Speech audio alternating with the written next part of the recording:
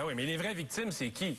Les victimes, c'est nous tous. Ben oui. C'est nous autres, les valises à remplir, que veux-tu? Ah oui. Mais là, une des propositions qui est sortie du Conseil général du Parti libéral... Voilà un parti... Là, qu'on ne sera pas d'accord depuis moi. Moi, je pense que d'avoir une expérience de projet pilote de cégep bilingue, il y a un fondement à ça, parce que les jeunes francophones, une de leurs faiblesses à l'entrée au marché du travail, c'est qu'ils connaissent pas l'anglais.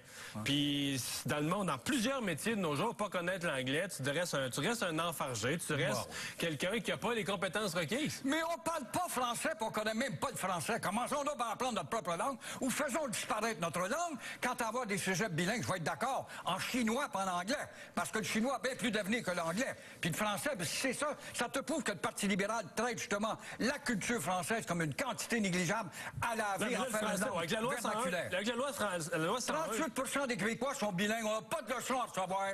Des têtes carrées, des mots idiots fanatiques. 38% sont bilingues. Les jeunes sortent du secondaire 5. Officiellement, là, ça fait 10 ans qu'ils apprennent l'anglais, 11 ans qu'ils apprennent l'anglais. Dans la vraie vie, ils sont pas capables de dire à quelqu'un de tourner à droite à la prochaine lumière. Puis un anglais peut te dire bonjour, bon Dieu, puis merci beaucoup. Mais tu vas sur Sainte-Catherine d'un commerce, va te faire servir en français. Mais les gens sont tous des touristes qui sont là à te servir. Tu peux te parler en français, t'en fais rien avec des touristes. Les têtes carrées de Montréal, là. Qu'est-ce que vous en faites de ça? Vous ne voulez pas soulever la question quand il s'agit justement d'une question de survie, d'affirmation nationale une fois pour toutes, ou bien on tire la chaîne puis on disparaît puis on devient une Louisiane. C'est ça que vous voulez qu'on fasse. C'est pas une question d'affirmation nationale. Rendu au cégep, là, t'es adulte, là. Oui. Ta formation est faite. Tu parles même pas français rendu au cégep. Tu te vois les candidats pour aller comme professeur de français aux universités passent pas le test. Commencez donc par soigner votre langue. Mais c'est des francophones. Est-ce que les têtes carrées parlent français? Mais est-ce que dans les cégeps, on enseigne le français? Sont plus bilingues qu'autrefois. C'est pas vrai, ce n'est pas vrai. Il n'y a rien de plus fou que ça. Ça, c'est une menterie, c'est une locution de politiciens qu'on nous a lancé justement avec de la poudre pour nous endormir. Il y a pas... Chose sûre, les jeunes allophones, ils parlent trois langues. Ça, je l'ai vérifié avec plein de cas. Les jeunes... ils vivent peut-être en anglais. Moi, je suis le premier à m'inquiéter qu'ils vivent en anglais. Mais les Italiens parlent français, mais leur langue, c'est l'anglais. Mais ils parlent trois langues. Les Grecs parlent français. Mais ça leur fait derrière de te parler en français, par contre. Pas d'un restaurant grec ou un restaurant italien.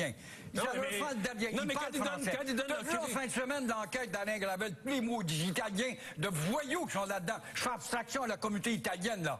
Mais ils sont, puis les Italiens ont toujours insulté parce qu'on associe la pègue à eux autres, ils ont des posters de tueurs dans leur vitrine, puis la musique de l'Omerta, puis de du parrain.